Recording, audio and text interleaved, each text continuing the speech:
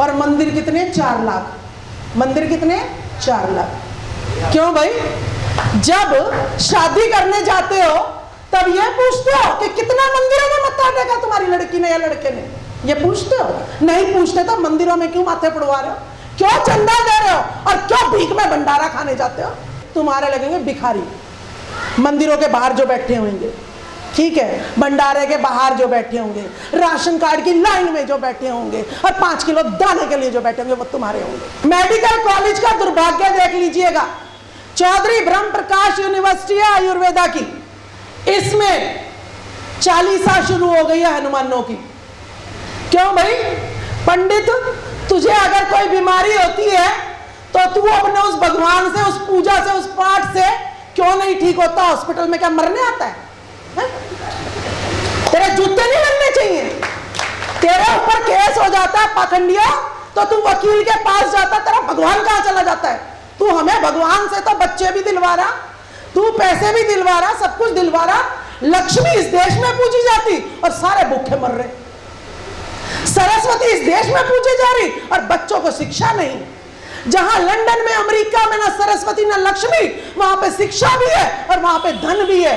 वहां पे षड्यंत्र नहीं है, वहां पर लुटेरे नहीं है हमारे देश की तरह। स्कूलों में प्रिंसिपल की गाड़ी में क्या निकला? प्रिंसिपल की गाड़ी में निकले भागवत गीता। मैंने गाड़ी में देखा ये क्या लिखा हुआ है? कह रहे जी भागवत गीता। मैं कहा किस लिए रखी है? कहते हैं कि इस्कॉन टेम्पल वालों ने जो है, इस्कॉन टेम्पल क्या है, बाहर से गोरी गोरी औरतें आदमी बुला लेते हैं और हमारे लोग जाते हैं वो गोरी गोरी देख के वहां पे जाते हैं मत्था टेकने रोज। अब उन्होंने क्या किया है कि साठ काट करके डायरेक्टर से प्रिंसिपल की ड्यूटी लगा दिया 150 गीता बच्चों के बीच में देने की। क्यों भाई? तुमने मोबाइल बनाना तो बच्चों को नहीं सिखाया, तुमने संविधान तो घरों में नहीं, स्कूलों में नहीं बंटवाया, तो ये भागवत गीता करके भी बंटवा के कौन से मंदिर में हमारी जो है ना हमें नौकरी दिलवाओगे? कोई मिल जाएगी पुजारी की नौकरी आपको है? फिर सरकारी स्कूलों में दिल्ली में जो कहते हैं हमने लंदन के से भी ऊंचे बना दिए, सरकारी स्कूलों में आप धीरे धीरे धर्म को, खाली किताबों को, बातों से पेट भर जाएगा, बातों से पेट भर जाएगा। जब डॉक्टर भी 40 पढ़ के पैदा होगा तो पुजारी और डॉक्टर में कोई अंतर नहीं रहेगा, डॉक्टर नहीं रहेगा कोई भी, मरना सड़ करके, यूं ही बीमारियों में मर जाना।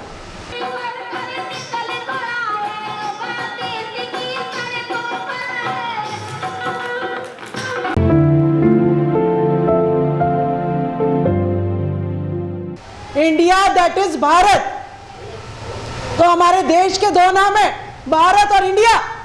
और हिंद कहोगे तो हिंदू मुस्लिम मुद्दा शुरू हो जाएगा। तो हमारे संविधान में बाबा साहब को मान रहे, पूजा नहीं करो उनके विचारों को, उनकी बातों को मानो। तो जब उन्होंने कह दिया कि भारत और इंडिया, तो कहां से हिंद की बात आती है, कहां से हिंदुस्तान की बात आती है? आपको ये 2 बातें नहीं समझ में आती? क्या मैं सूरज को चांद कह दूंगी तो क्या सूरज जो है अंधेरा कर सकता है? क्या वो आपको ठंडक शीतलता प्रदान कर सकता है? नहीं कर सकता। इसी तरीके से भारत को किसी और नाम से बुलाओगे तो भारत भारत ही रहेगा।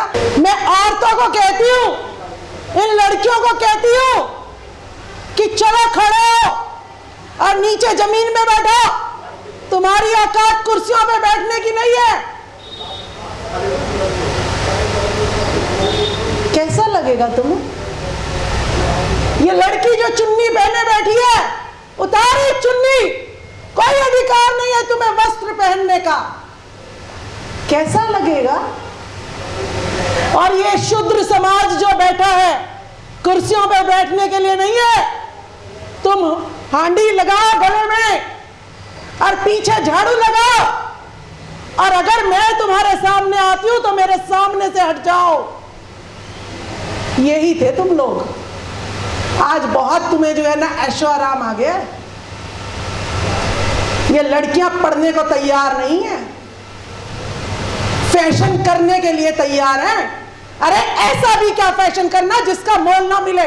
अगर फैशन करना है तो हीरोइन बनो, एक्टर बनो।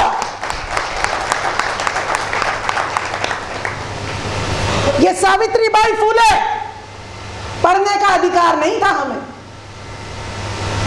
छोटी अवस्था में ही शादी कर देते थे और वही झाड़ू पोछा बर्तन ये सब करना पड़ता था।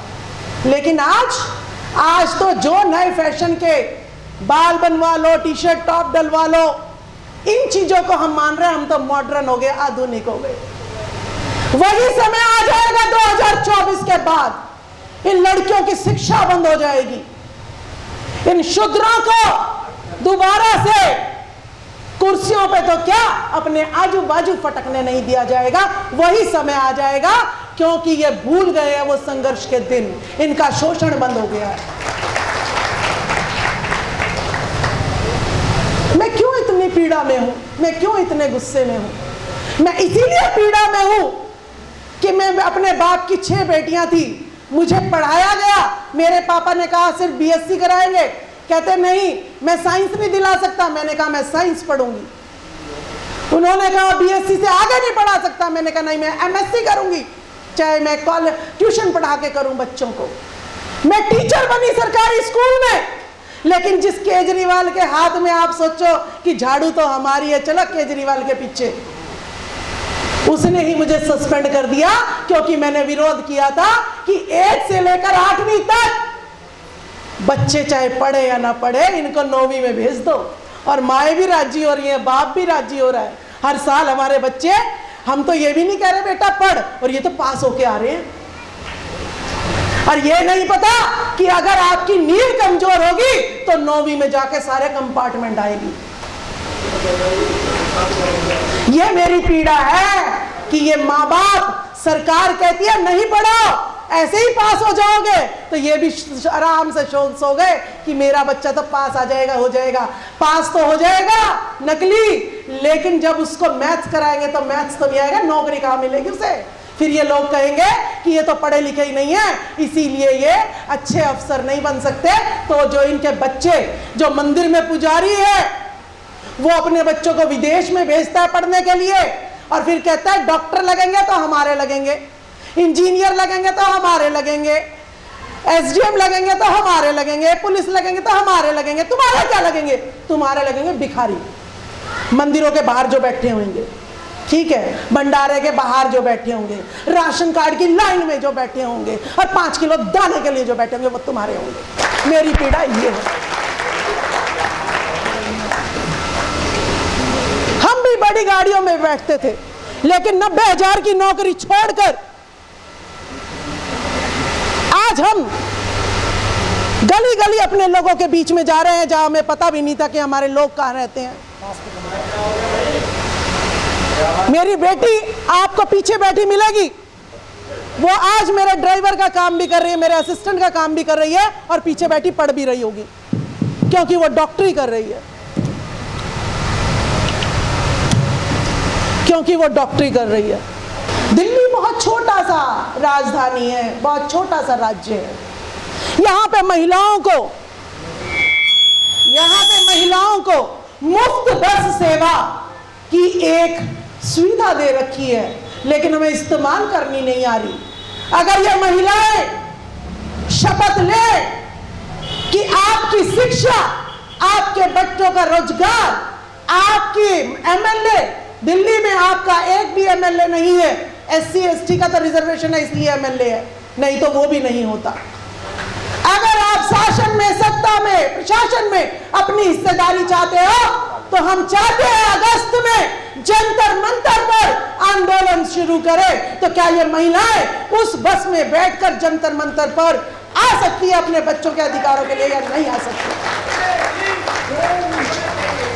घर में बैठोगे तो गली गली में मंदिर और शराब के ठेकर मिलेंगे, और अगर जंतर मंतर पर बैठोगे तो आपके लिए 4 लाख मंदिर नहीं, 4 लाख यूनिवर्सिटी कॉलेज खुलेंगे। मोबाइल, आपके बच्चे को मोबाइल बनाना नहीं आता, लेकिन मजदूरी करे और मोबाइल खरीदना आता है, और उसमें गंदगी देखे। क्या देखे उसमें? गंदगी, क्योंकि गंदगी के अलावा कुछ आता ही नहीं है। तो मैं अब मुद्दों पे आऊंगी। मुद्दे मैंने बताए नहीं है। इसमें ये जो कहा गया है, हमारा जो आंदोलन होगा अगस्त में होगा, वो आंदोलन स्टार्ट। उसमें पहला मुद्दा होगा कि जानवरों की गिनती हो सकती है लेकिन इंसानों की गिनती नहीं हो सकती। तो मुझे बीजेपी से कोई लेना देना नहीं, मुझे कांग्रेस से कोई लेना देना नहीं, मुझे आम आदमी पार्टी से कोई लेना देना नहीं, मुझे स्वर्ण जाति की कोई पार्टी से लेना देना नहीं। मेरे को जो है बिहार की तर्ज पर इन इंसानों की, इन जो है मानवों की, इनकी जो है गिनती चाहिए। इसके लिए आंदोलन होगा। क्यों?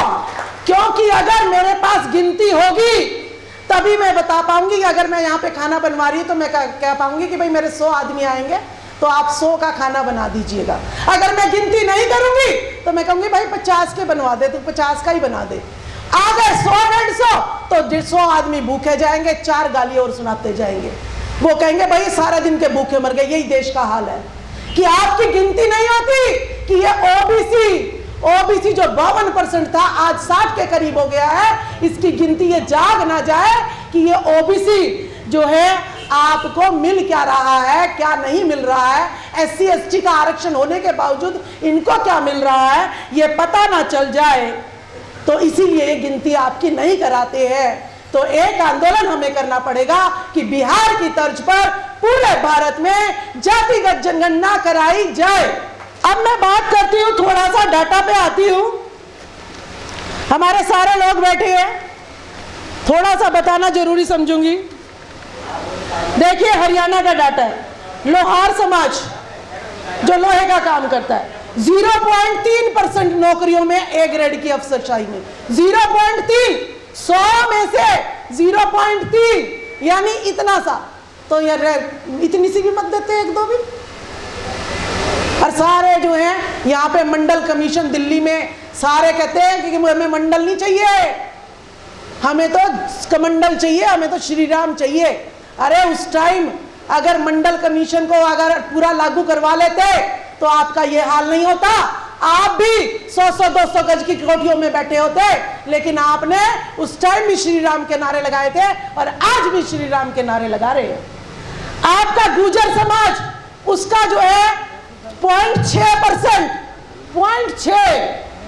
आपका वाल्मीकि समाज 1% अफसरशाही में, आपका मियो समाज 0.43, सुनार समाज 0.94, धानक समाज 1.11 अफसरशाही में।